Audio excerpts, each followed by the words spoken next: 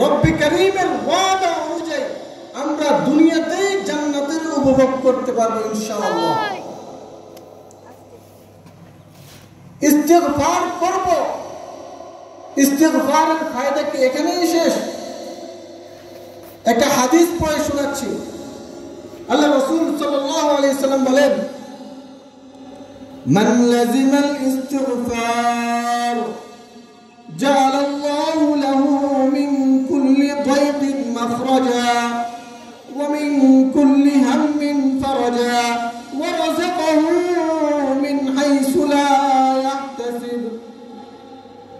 আল্লাহ রাসূল সাল্লাল্লাহু আলাইহি সাল্লাম ইরশাদ ফরমান, যে ব্যক্তি নিজের জীবনে ইস্তিগফারকে লাযিম করে নিতে পারবে, যে ব্যক্তি নিজের জীবনে আস্তাগফিরুল্লাহ আস্তাগফিরুল্লাহ আস্তাগফিরুল্লাহ শুধু ছোট্ট এই লফজটাকে, এই বাক্যটাকে লাযিম করে নিতে পারবে, আল্লাহ রাসূল সাল্লাল্লাহু আলাইহি ওয়াসাল্লাম বলেন, মান লাযিমাল ইস্তিগফার জাআলাল্লাহু লাহু মিন কুল্লি দাইকিন মাখরাজা।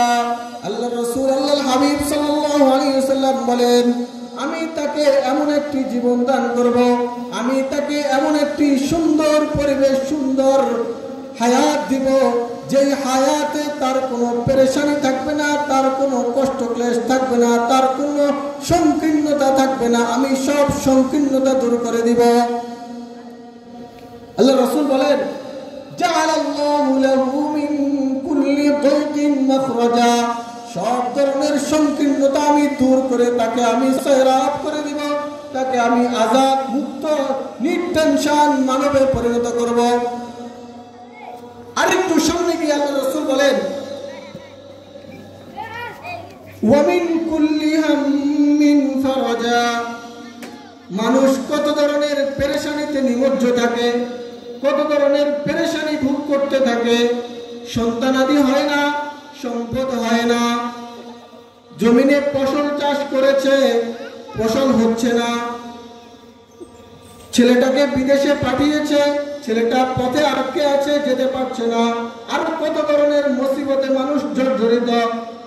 আল্লাহ রাসূল সাল্লাল্লাহু আলাইহি ওয়াসাল্লাম বলেন, তোমরা এত ধরনের পেরেশানি ভোগ করতে হবে না, আর যদি পেরেশানি চলে আসে, আর যদি তোমাদেরকে পেরেশানি গ্রাস করে ফেলে, তাহলে আমি তোমাদেরকে একটা সবক দিয়ে দিচ্ছি, যদি তোমরা এই সবকটাকে নিজেদের জীবনে লাযিম করে নিতে পারো, যদি তোমরা এই সবকটাকে প্রতিনিয়ত নিজেদের আমলে বাস্তবায়ন করতে পারো, তাহলে সব ধরনের পেরেশানি আমি দূর করে দিব। সেই আমলটা কি ভাই বলেন? সেই আমলটা হচ্ছে ইস্তিগফার। এরপরে আরেকটু সামনে গিয়ে আল্লাহ রাসূল সাল্লাল্লাহু আলাইহি ওয়াসাল্লাম বলেন, ওয়া রাযাকাহু মিন হাইসু লা ইয়াহতাসিব, আমরা রিজিকের জন্য, পেটের জন্য, আহারের জন্য কত কি না করে থাকি, যেখানে হালাল সেখান থেকেও নিই, যখন শুনি অমুক জায়গায় খাবার বিতরণ হচ্ছে, তখন আর আমাদের সেন্সে কাজ করে না এটা কি হালাল পন্থার উপার্জিত খাবার নাকি হারাম পন্থায়, আমরা খাবারের জন্য ছুটে যাই।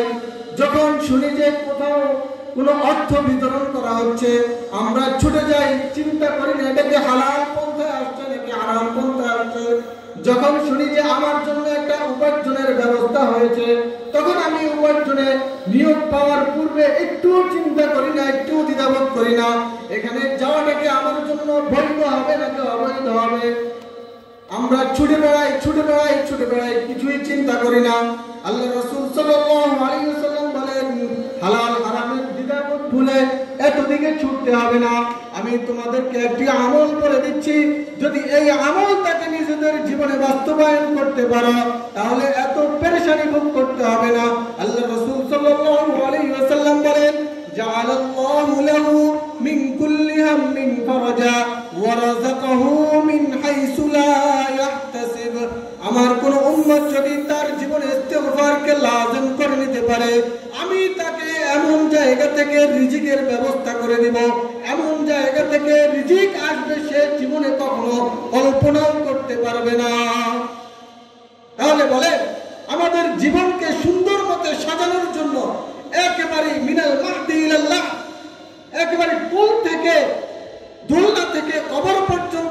জীবনকে সাজানোর জন্য আমাদেরকে একটি আমলই যথেষ্ট, সেটা হচ্ছে ইস্তেগফার।